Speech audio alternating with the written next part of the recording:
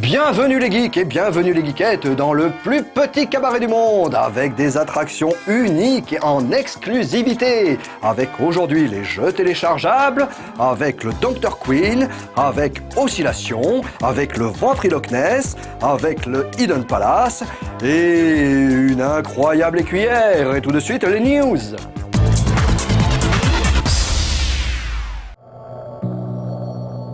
Rockstar Games vient d'annoncer du contenu téléchargeable sur PS3 et Xbox 360 pour leur jeu de course Midnight Club Los Angeles. Prévu pour le 12 mars prochain, ce contenu sera double, le South Central Map Expansion, gratuit, et le South Central Premium Upgrade, accessible pour moins de 10 €. Le premier proposera en fait d'agrandir la ville d'un tiers de sa taille première, avec l'ajout de 4 nouvelles zones de jeu situées dans le quartier chaud de South Central. Le second ajoutera à ces quartiers 9 nouveaux véhicules, 26 courses, 12 battle maps, 10 missions livraison, plus de 100 nouveaux défis feux rouges et d'autres détails. Fast. You know, not too expensive, around 2 to 3. And when you get to town? Day after tomorrow. No problem. I know a guy who can sort things out. On en sait plus sur les prochains titres Wii à venir grâce à un communiqué de Nintendo of America. Sur un planning de sortie contenant 120 titres Wii et DS, 3 jeux Nintendo étaient présents. Excitebots, Trick Racing, annoncé pour le 20 avril aux US et faisant suite au très mésestimé Excite Truck. Donkey Kong Jungle Beat, qui fera partie le 4 mai aux US de la gamme Nouvelle Façon de Jouer. Et enfin Punch-Out! Prévu pour les 18 mai aux US, ce titre est clairement l'un des plus attendus de la Wii et devrait rabibocher pendant quelques temps Nintendo et les gamers.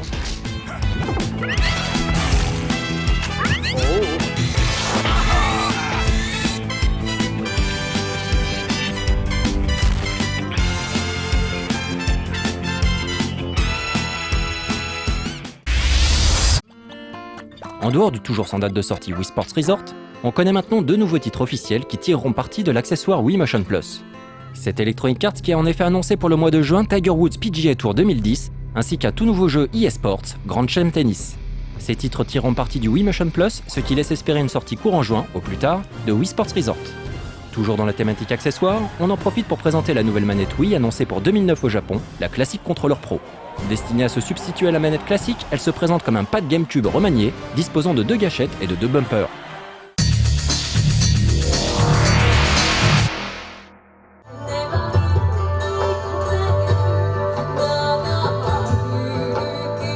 Yaneka, le duo fraternel aux mélodies ethniques, sera en concert à la Mécanique Ondulatoire à Paris demain soir à partir de 20h30. Les entrées pour le concert s'achètent sur place et ne coûtent que 7 €. Ce tarif attractif permettra de découvrir ou redécouvrir un groupe rafraîchissant, proposant un spectacle original mêlant musique traditionnelle japonaise et sonorités plus modernes.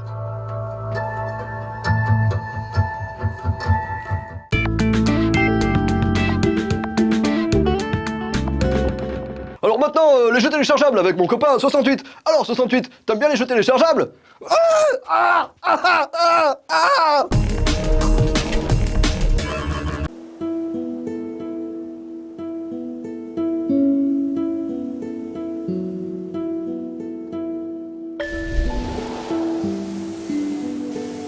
Après de nombreux mois d'attente, Flower, l'un des jeux téléchargeables au concept le plus intrigant du moment, vient enfin d'éclore sur le PlayStation Network.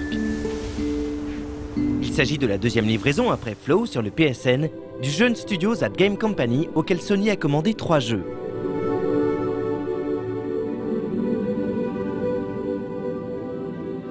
Ce studio a été fondé en 2006 par Genova Chen et Kelly Santiago, 2 jeunes diplômés californiens récompensés à de multiples reprises, notamment pour l'un de leurs projets d'école, Cloud. Leur leitmotiv, créer des petits jeux expérimentaux capables de rallier joueurs et non-joueurs sous la bannière d'expériences émotionnelles fortes.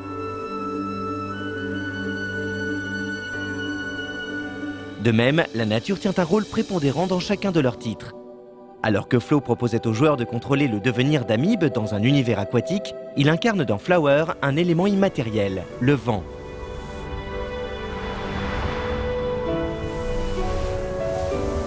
Ce dernier est en quelque sorte le fils spirituel de Cloud, que ce soit au niveau du gameplay, de l'ambiance, de sa direction artistique, mais aussi dans les thèmes abordés, le rêve et la manipulation de l'environnement.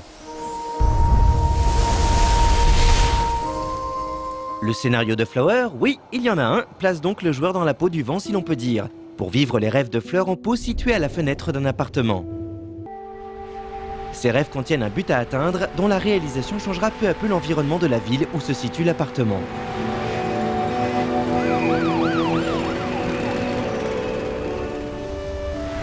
Une fois dans l'esprit de la fleur, il suffit d'incliner la six-axis pour se diriger et d'appuyer sur n'importe quel bouton pour que le vent souffle. Le joueur doit alors faire éclore des fleurs en soufflant dessus avec le premier pétale collecté, ce qui crée de sublimes nuées de plus en plus longues.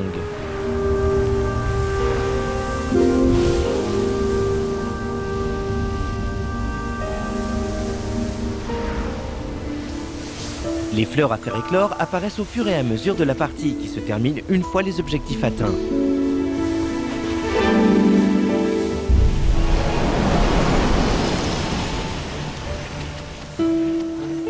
Leur couleur a aussi une incidence sur le gameplay. Ainsi, les fleurs blanches montrent la route à suivre, les roses permettent d'accélérer, les jaunes, les rouges ou les bleus agissent souvent sur l'environnement.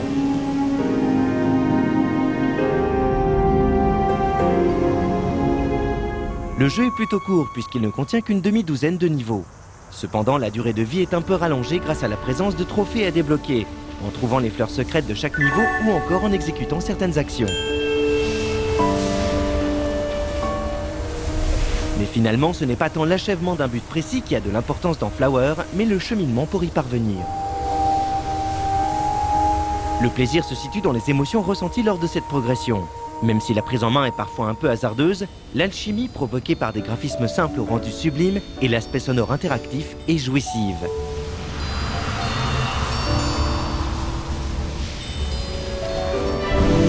Il n'y a aucune indication à l'écran, aucune notion de temps pour entraver l'immersion. On se surprend alors à errer, à monter dans le ciel et faire demi-tour pour admirer sa traînée de pétales ou bien à faire souffler le vent dans les 200 000 brins d'herbe du premier niveau. L'ambiance sonore du titre est elle aussi exceptionnelle. Chaque titre de Fleur qui éclot produit un son différent qui vient s'ajouter sur le thème musical de base, renforçant ainsi le sentiment d'interaction.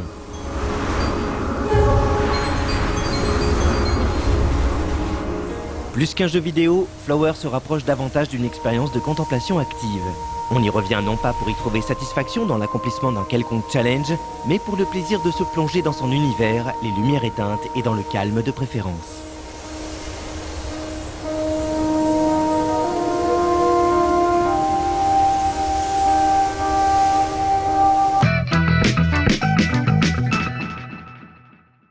Alors à présent, un nouveau numéro que vous avez jamais vu. Alors à travers ce cerceau, je vais faire sauter cette créature féroce. Attention, à la 1, à la 2, et à la 3. Ah, ah, ah, ah, ah, ah.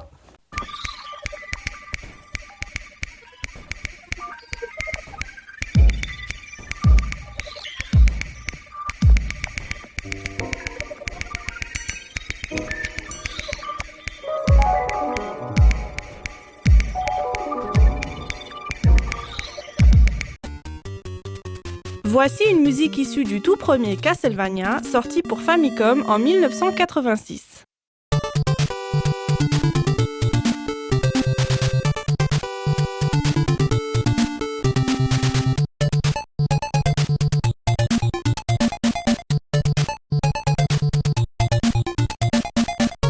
Composée par Yamashita Kinyo, cette musique devait devenir le célèbre thème de Castlevania. La structure de ce thème est tout à fait étonnante car elle est complètement carrée. Le thème entier fait 32 mesures et peut être divisé en 4 parties qui comptent chacune 8 mesures. Chaque partie peut elle aussi être divisée en 2 car le motif est toujours répété 2 fois. Mais même ces petits motifs peuvent encore être divisés en 2 car ils sont systématiquement composés de 2 parties. Et pourtant, quand on écoute sans faire attention, on ne s'aperçoit pas de cette structure très carrée. Ceci est dû à la ligne de basse ainsi qu'à la percussion qui relie les différentes parties entre elles pour former un thème cohérent. Sur le plan mélodique, il faut absolument noter la 3e partie qui casse cette régularité avec une ligne mélodique ternaire.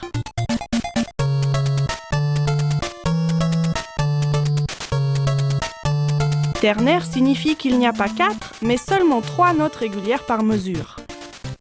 Voyons maintenant comment ce thème évolue au cours des premiers jeux de la série des Castlevania. Étonnamment, on ne le trouve pas du tout dans le second volet de la série, Castlevania 2 Simon's Quest. Il est remplacé par un autre thème très caractéristique qui présente néanmoins un grand nombre de similitudes avec le thème original.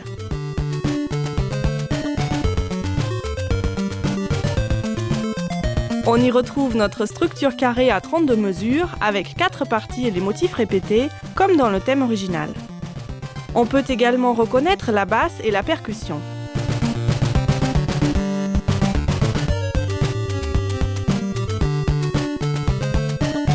Et plus étonnant encore, on y trouve même une partie qui casse de nouveau la régularité du morceau.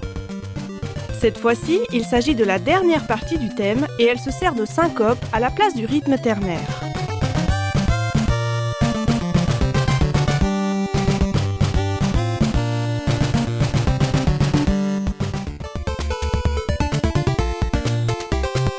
Nous retrouvons notre thème original dans Castlevania 3.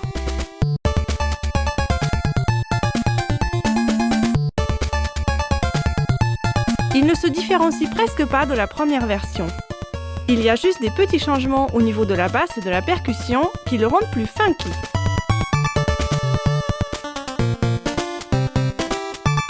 Le premier changement majeur intervient dans Super Castlevania 4, premier volet du jeu pour Super Nintendo.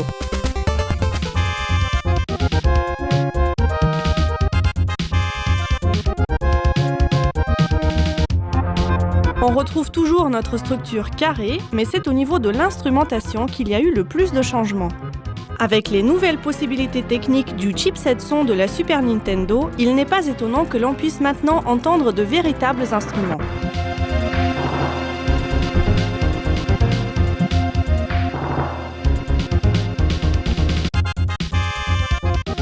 On remarquera les tournures plus menaçantes de la basse et également quelques changements mélodiques.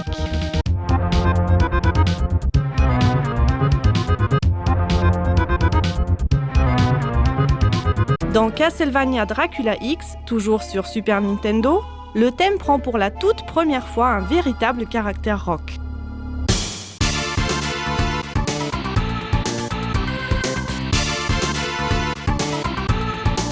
Les lignes de basse et les percussions sont beaucoup plus travaillées et les instruments sonnent plus réalistes.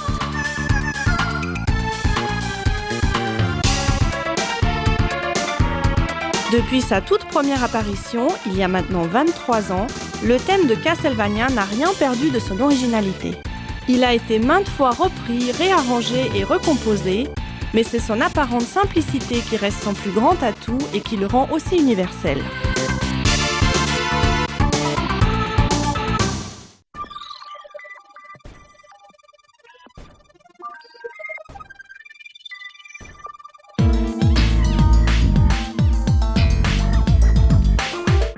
Après cette excellente oscillation, passons au clou de notre émission avec l'incroyable écuyère. D'accord, parce que là tu vas faire venir des chevaux, une incroyable cuillère et tu crois qu'on va te croire.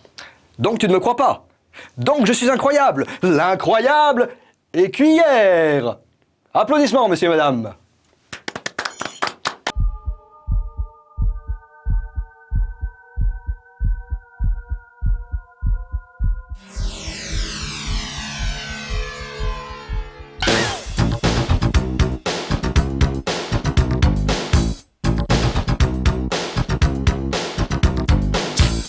Bonjour et bienvenue dans Hidden Palace. Les jeux vidéo se sont toujours inspirés des phénomènes de société et autres icônes populaires. Les années 80 pourraient être représentées par une seule et unique personne, Michael Jackson. Le roi de la pop est la figure emblématique de ces années aux couleurs acides et aux coiffures douteuses. Bien évidemment, les jeux vidéo n'allaient pas passer à côté d'un tel phénomène, et c'est ainsi que Michael Jackson est devenu le héros de son propre jeu dans l'adaptation de son film Moonwalker.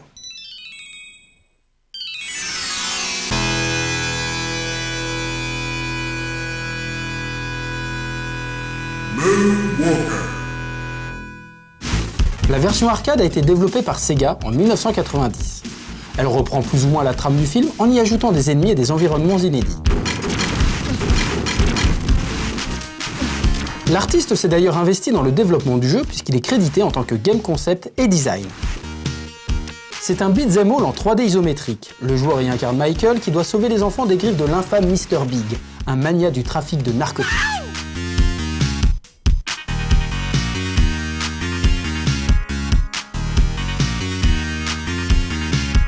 Il est possible de charger son tir pour gagner en puissance. Michael peut aussi gagner des magies capables de faire danser tout le monde à l'écran.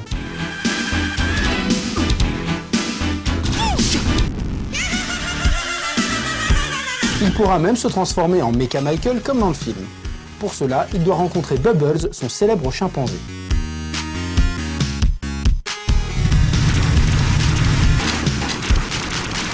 Un des points forts du jeu est sa bande originale. Toutes les musiques sont issues des albums Thriller et Bad de Michael Jackson. On a donc le droit à des versions chiptune de ces tubes, ce qui plonge immédiatement dans l'ambiance.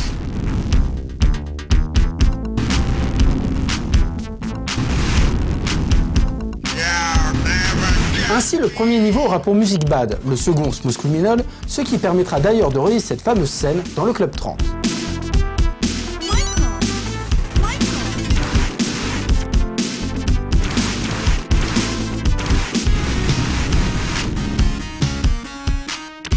Beat It sera la musique du niveau des rues.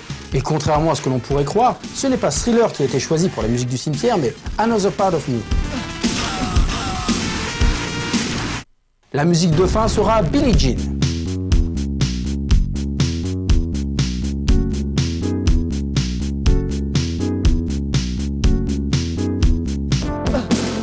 Le jeu est aussi jouable à 3 simultanément. Le premier joueur joue un Michael Jackson en blanc, le second un Michael Jackson en rouge et le troisième un Michael Jackson en noir. Et là, hasard ou coïncidence, Michael Jackson portera à peu près les mêmes costumes dans ses futurs clips. En effet, dans Blood on the Dance Floor, il porte un costume rouge, et dans You Rock My World, il porte un costume noir. Pourtant, plus d'une dizaine d'années séparent Moonwalker de ces deux clips. Il existe également une version console plus populaire car plus accessible. Il s'agit de Moonwalker sur Mega Drive et sur Master System. Le système de jeu diffère complètement de son homologue arcade. Le gameplay est calqué sur un autre grand succès de Sega, Shinobi. En effet, Michael doit sauver des otages qui se ressemblent étrangement dans les deux jeux.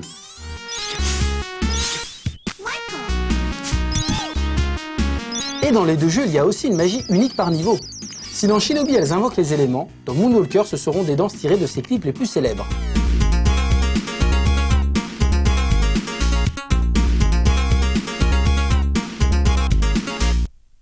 La traversée des niveaux est grosso modo la même que dans le jeu arcade, et cette fois encore, les chansons de Michael sont synthétisées façon Mega Drive.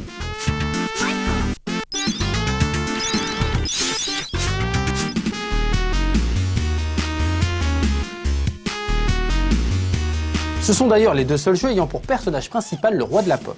Par contre, il existe une rumeur persistante impliquant Michael Jackson dans la création des musiques d'un méga hit de Sega, Sonic 3. Plutôt que de laisser courir la rumeur, essayons de faire un peu de lumière sur cette histoire. Les fans de Michael auront certainement remarqué quelque chose de probant dans le stage du Carnival Light Zone.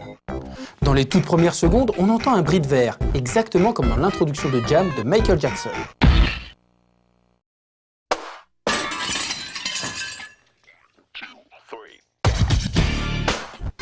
De plus, la sonorité des trompettes synthétisées n'est pas sans rappeler cette chanson.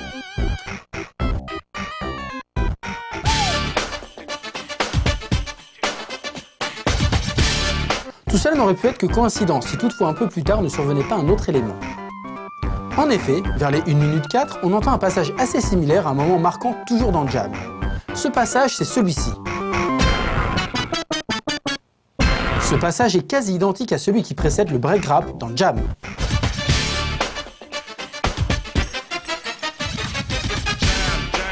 La séquence de fin pose aussi des interrogations, car elle tranche radicalement avec la tradition des Sonic. D'habitude, on a le droit à un medley des musiques du jeu, mais dans Sonic 3, c'est une composition originale. Elle n'est pas sans rappeler Stranger in Moscow de l'album History. Bien évidemment, la musique de Sonic est plus rapide, environ 2 fois plus.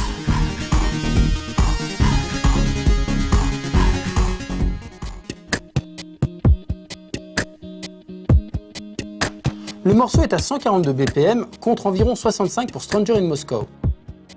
Et chose très intéressante, la construction du morceau est la même que celle de Sonic, surtout au début. Elle est construite sur le schéma intro, couplet, refrain, ce qui est plutôt rare dans les jeux vidéo. De plus, la chanson n'est pas une boucle comme c'est le cas la plupart du temps dans les jeux. Ici, il y a des variations au milieu de la musique. On entend aussi des cris synthétisés, un peu comme les houhou de Michael.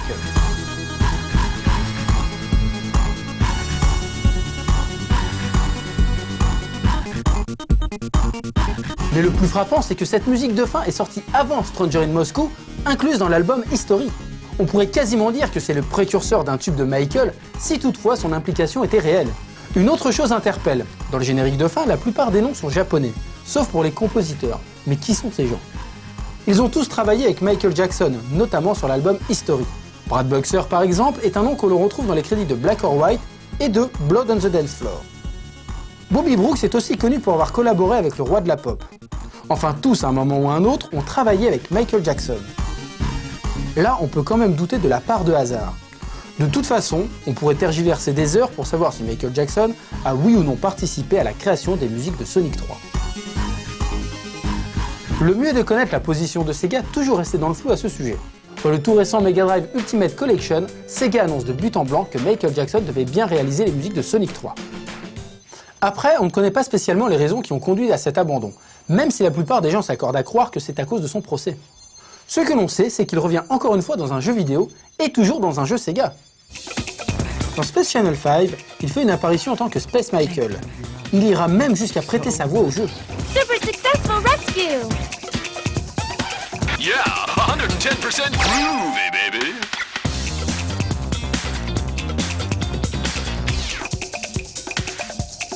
Dans le second volet de Space Channel 5, il deviendra même un personnage jouable à part entière. Everyone, follow me.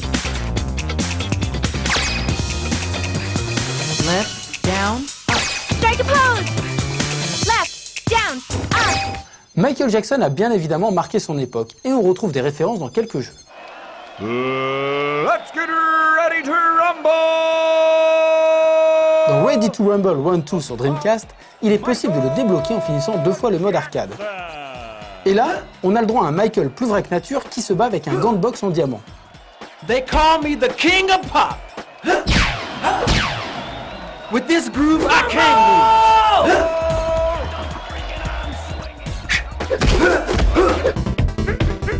On peut noter aussi une petite référence au roi de la pop dans Donkey Kong Country sur Super Nintendo.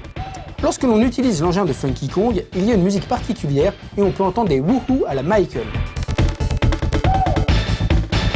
Il ne s'agit là que de la carrière vidéoludique de Michael Jackson, qui ne reflète en rien sa carrière musicale. En tout cas, il faut espérer qu'un artiste de cette renommée ne finisse pas dans le prochain épisode de Phoenix Wright.